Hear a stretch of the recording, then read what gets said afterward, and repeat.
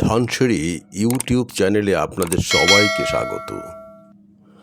গল্প পাঠের অনুষ্ঠান শুরু হচ্ছে। আজকে শুনব একটি আদি রসের গল্প। গল্পটি লিখেছেন গীতা মপাসা। গল্পের নাম জয়েত। এটির অনুবাদ করেছেন শেখর সেনগুপ্ত। এটি সংক্ষিপ্ত। আমার যে শুধু ওদের ভালো লাগে তাই নয়, আমি ওদের যথেষ্ট সম্মানও দিয়ে থাকি। আলো ছায়ায় ঘুরঘুর তাদের সঙ্গিনী ও অর্ধাঙ্গিনীরাও এক একটি ডানা কাটা পরি, যাদের ক্ষীণ কোটি, ভারী নিতম্ব ও পৃথুল স্তন কখনো বয়স বাড়তে দেয় না। যদিও চোখে অসঙ্গত জীবনযাপনের ছাপ, উচিত ছিল যাদের জীবনের অর্ধেকটা কোনো চরিত্র সংশোধনী বিদ্যালয়ে কাটিয়ে দেওয়া। মার্সিওনেস ওবার্দি এইসব শ্রীমতীদেরই একজন। ঝিরিঝিরি বৃষ্টির মধ্যে বর্ষাতে গায়ে এবং স্নাউস টুপি মাথায় চাপিয়ে যখন সে তার বাগানে পায়চারি করে, দূর থেকে দেখলে তাকে হঠাৎ কোনো প্রাগৈতিহাসিক গ্রিক নায়িকা বলেই মনে হবে। বয়স পড়তির দিকেই, যৌবনে ভাটা পড়েছে, তবু যা আছে যে কোনো তরুণের মাথা চিবিয়ে খাবার পক্ষে যথেষ্ট। মক্ষীরানীর মতন এ একবার এক একটি পুরুষকে একেবারে নেংড়ে চষে খাবে। গৃহকর্ত্রী খবর পেয়ে মুখে ভোলানো হাসি ফুটিয়ে এগিয়ে এলো এদের দুজনের দিকে। তার ওই হাসিকে যে কেউ নির্মল হৃদয়বৃত্তির পরিচয় বলে ধরে নিতে পারে। চমকে দেওয়ার মতন রূপ বটে একখানা। ফ্রান্সের ইতিহাসে যে সমস্ত অনন্ত যৌবনাদের ইতিবৃত্ত আমরা পাই, এ যেন তাদেরই শেষ সংস্করণ। রাশি রাশি মেঘবরণ কুন্তল, যেখানে মুখ গুজে যে কোনো সংসার থেকে পুরুষ সমস্ত যন্ত্রণা ভুলে যাবে। তার স্তন বিশাল হলেও তপ্ত মানুষের দীর্ঘ কালাতিপাতের আধার। চর্বিহীন কোমরের পরেই নিতম্ব, যেন প্রতি মুহূর্তে হিল্লোলিত। এমন নিতম্ব যার কেয়ামতের দিন অবধি সে কখনো মিলনে ক্লান্তি অনুভব করবে না। শিল্পীর তুলিতে আঁকা যেন চোখ দুটি, সেখানে কারুর প্রতি উপহাস নেই, সকলকেই খুশি করবার প্রযত্ন প্রয়াস। বাঁশির মতো নাক, ক্রীড়াচল লগ্নে এর স্ফীতি হয়তো আরও সুন্দর। কণ্ঠস্বরে মনোবৃত্তির লীলা খেলা, বুঝি মধু নামছে চুইয়ে চুইয়ে। এমন রূপ যার বয়সও তাকে সহজে গ্রাস করতে পারে না। আপন যৌবন সৌষ্ঠবকে সে নিজের নিয়ন্ত্রণে রেখেছে। নিজের পরিস্ফীত দৃঢ়তায় আরও অনেকগুলি বছর হয়তো সে এমন মহাবিষ্ট করে রাখবে বিভিন্ন তরুণ আগন্তুকদের। সার্ভিনী তার বন্ধুর হাত ধরে মৃদু ঝাঁকুনি দেয়। তুমি এখানে নবাগত, দেখতেই পাচ্ছ চারিদিকে মালে মালময়। কোনটা বাসি, কোনটা একেবারে তাজা টাটকা। তবে হ্যাঁ, সব মেয়েরই এক দর। 19-20 নেই, বাদিকে বসেছে জুয়ার আড্ডা, পয়সার হরিল্লুট। এ যেন নিছক সামাজিক নাচের আসন নয়, নৃত্যের নাম করে হয়েছে বন্য রণভূমি। বহু নরনারী উদ্দাম মানসিকতায় সামিল হয়েছে এর। রক্তে ডাক যখন তুঙ্গে ওঠে, তখন বুঝি এরা অপরকে খাবলে খুবলে শেষ করে দিতে চায়। বিচিত্র অঙ্গভঙ্গি, প্রতিটি ঘনিষ্ঠ মুহূর্তে ওই নাচ জন্ম দেয় কামনাকে, রক্তে আগুন ধরায়। দুটি দেহ ঘনিষ্ঠ থেকে ঘনিষ্ঠতর। দারুণ শক্তিতে সার্ভিনী জয়েতকে জাপটে ধরে আছে নিজের শরীরের সঙ্গে। আহ, কি নরম বুকের অস্পষ্ট স্পর্শ!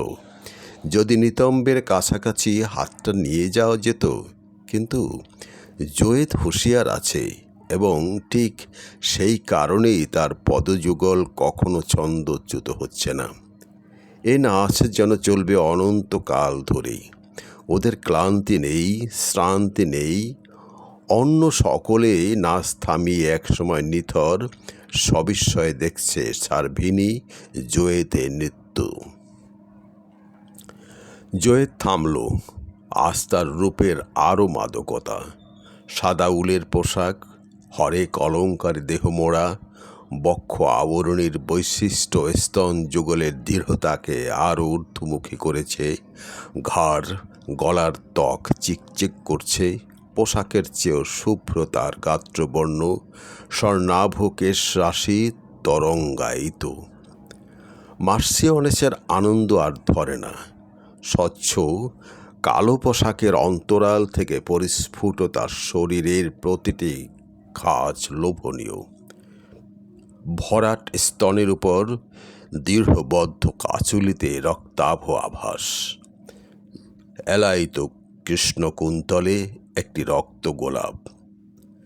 তার যত আগ্রহ সেভেলকে নিয়ে, আর সেভেলও পুলকিত এই চিরায়ত যৌবন মূল্যবান নারীর সঙ্গ পেয়ে।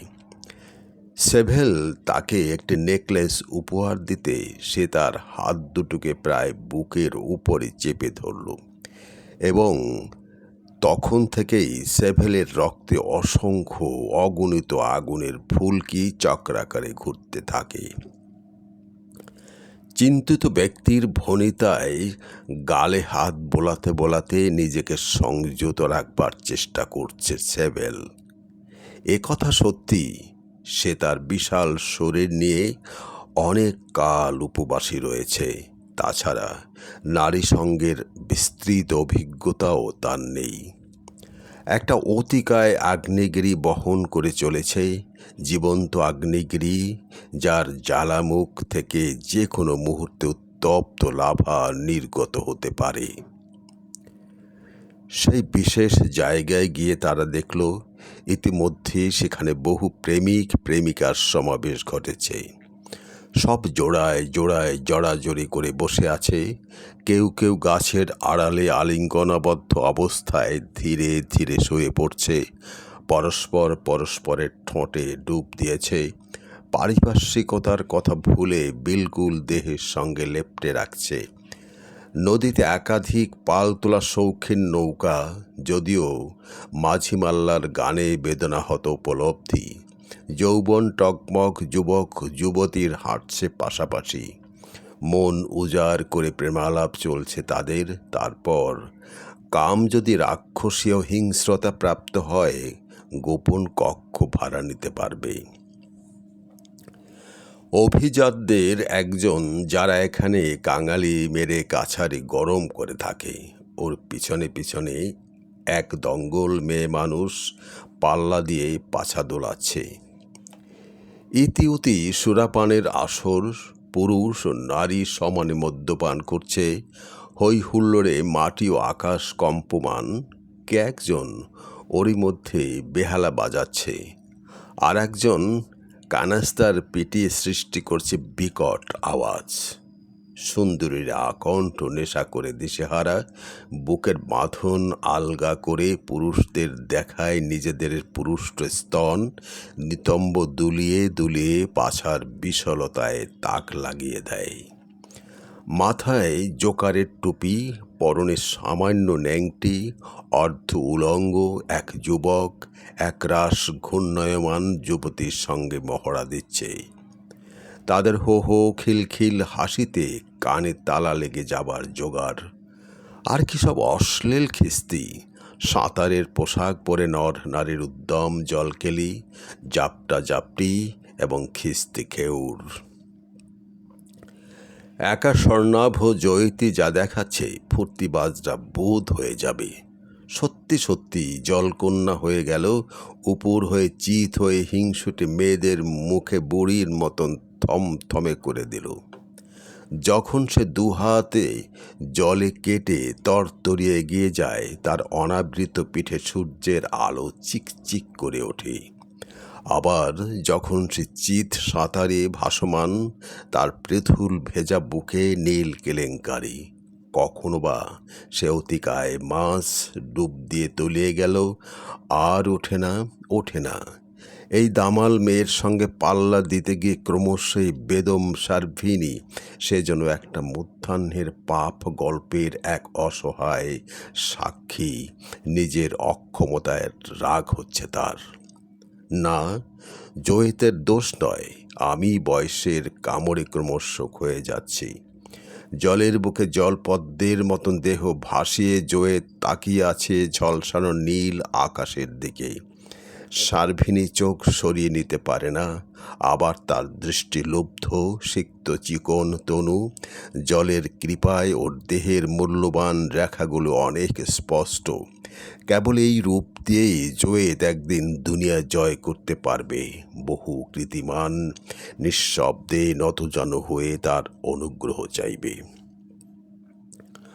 আর তার মা মার্সি অনেস যখন অন্য জগতে, ফুলের কেয়ারির আড়ালে স্যাভেলকে নিয়ে ক্রমশই তার কামনা বাসনা বিস্তারিত।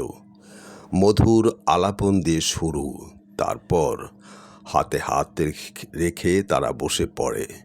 স্যাভেল ঘনিষ্ঠ হয়ে বসে, হাতে চাপ দিতে দিতে একসময় মার্সি অনেসের হাঁটুর ওপর ছোট্ট চিমটি কাটে। মার্সি অনেস চাপা স্বরে হেসে ওঠে, ব্যারন, তুমি বড় দুষ্টু, আমার লাগে না বুঝি? আমি তো তোমায় আরও অনেক বেশি কষ্ট দেব বলে উন্মুখ হয়ে আছি। স্যাভেল নিঃশ্বাসের স্বরে বলল, দেখা যাবে। কিশোরী অভিমান যেন মার্সি অনেসের গলায়। রঙিন চশমার আড়ালে সে দেখছে সেভেলের লোমশ বুক, ঝাঁকড়া চুল এবং উদ্ধত দুই ব্যস্ত বাহু। সেভেলের রক্তে উত্তেজনা বাড়ে, দুই কান ঝাঁ ঝাঁ করছে। মার্সি অনেসের হাঁটুতে চক্র আঁকতে আঁকতে সে ওর জামুতে হাত রাখে। মসৃণ কাপড়ের নিচে রয়েছে সে নরম মাংসল নারী শরীর, তাকে সে অনুভবের আপ্রাণ চেষ্টা করে। একসময় মার্সি জনেস একটু উবু হয় এবং সেভেলের দৃষ্টি দিশেহারা হয় তার অটুট সৌন্দর্যের আধার দুটি স্তনকে দেখে। তুমি তুমি এখনো কুমারী? সেভেল ফিসফিসিয়ে ওঠে, ও ব্যারন। সেভেল আর স্থির থাকতে না পেরে ওর বুকের দিকে হাত বাড়ায়, কিন্তু ঈপ্সিত লক্ষ্যে তার পুষতে পারে না, কারণ যে জোয়েতের দীর্ঘ ছায়া দুজনের উপরই প্রলম্বিত। সেভেল নিঃশব্দে তার হালকা চেয়ারটা তুলে এনে মার্সি অনেসের পাশে বসে ধীরে ধীরে হাত বাড়ায়। মার্সি অনেস তার হাত চেপে ধরে। কিছুক্ষণ হাতে হাত কসলাকসলির পর হৃষ্টপুষ্ট বুকের মোড় ও ঘূর্ণন একসময় বাঁক নেয় কোমরের দিকে। মার্সি অনেসের কোমরকে সবেগে জাপটে ধরবার সময় চেয়ার থেকে প্রায় টলে পড়ে যাচ্ছিল সেভেল।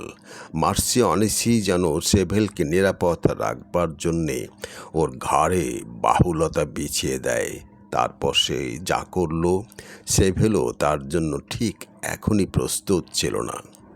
বহু রঙ্গভূমিতে চড়ে বেড়াবার সুদীর্ঘ অভিজ্ঞতা নিয়ে আস্তে আস্তে মার্সি অনেস তার দেহটাকে শিথিল করে নেমে পড়ল বা ঝুলে নেমে এলো মেঝেতে, এবং তারপর বিপন্ন সেভেলের ক্ষীণ প্রতিরোধ উপেক্ষা করে ওর দুই হাঁটুর মধ্যে মুখ গুজে দিল। শুরু হলো তার সরু সরু আঙ্গুলগুলির সেই সব শিকারী কৌশল। সেভেল বুঝতে পারে তার শরীরের সমস্ত রক্ত, সমস্ত সহ্য গ্রহণ করে প্রবলতর ভূমিকায় জমজমাট হয়ে উঠছে মার্সি অনেসের অতি সোহাগের বস্তুটি।